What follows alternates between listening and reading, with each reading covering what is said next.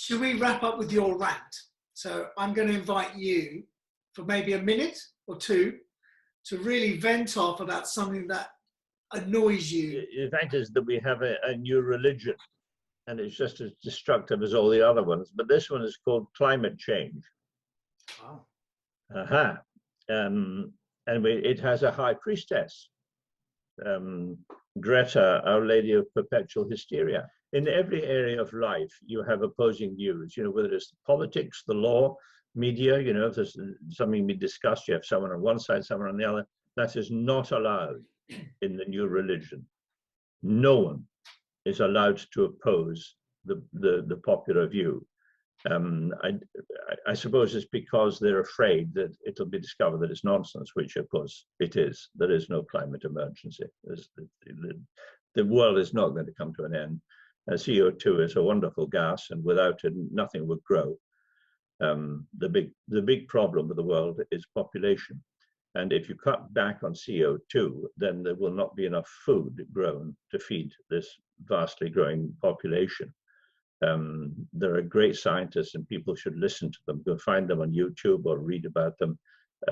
Like Professor William Happer, Princeton, Professor of Physics at Princeton. There's Richard Linston, there's Judith Carrier. There are lots of really eminent people, and you should listen to their quiet, reasoned voices talking about climate. I mean, the whole business of climate scientists, no such thing as a climate scientist. You know, there are people who are they read physics, you know. They are professors of physics, not of climate. This is a whole new thing. I think there might be one university that now has a faculty that they call climate science, which is very difficult to understand. I mean, you know, there's Richard Linston, who studies the atmosphere and the dynamics of the mid-atmosphere. These people know a huge amount about the world, and the people who are peddling all this know nothing. So you must have been in hell with COP26. Yes, I mean, it's just silly. I've never known such a waste of time and money, and no opposing view. Nobody else is allowed to speak, and they don't. Did you hear anything interesting? But what makes you so, Tom? What makes you so certain it's all a load of rubbish? Because I listen to the real scientists, and it's very interesting. There's an opposite to Greta Thunberg. Her name is Naomi Siebed, and she's very interesting. She's about the same age, speaks very good English. She's German, I think.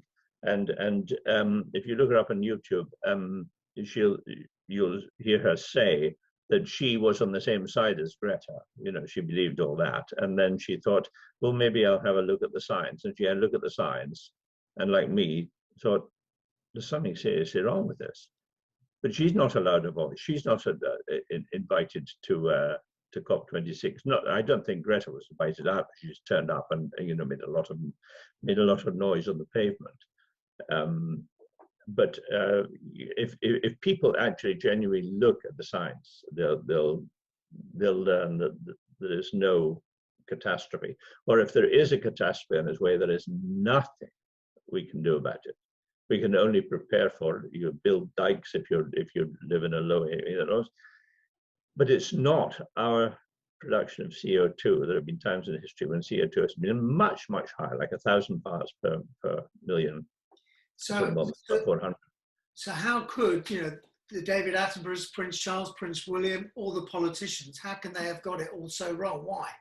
They're not listening to the real science. There's a lot of money in this, you know.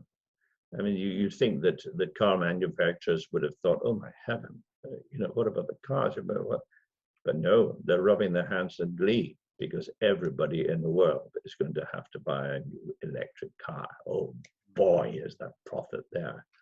Or the people who make wind machines. I mean, there is a huge amount of money. There are people who are funded in universities because they say, I've discovered that strawberries might have a large part in the production of CO2, so can I have $1 million? Oh yeah, we better have a look at that. Yeah, you examine the strawberries. You know, people are making huge amounts of money out of this. And CO2 is just a good gas, you know. And your summary of Greta Thunberg, what is your summary of her? Well, she's a silly girl, really. I mean, her heart is in the right place, but her mind is not. how are you going to feel if the world does end and that they were all right and that you were wrong?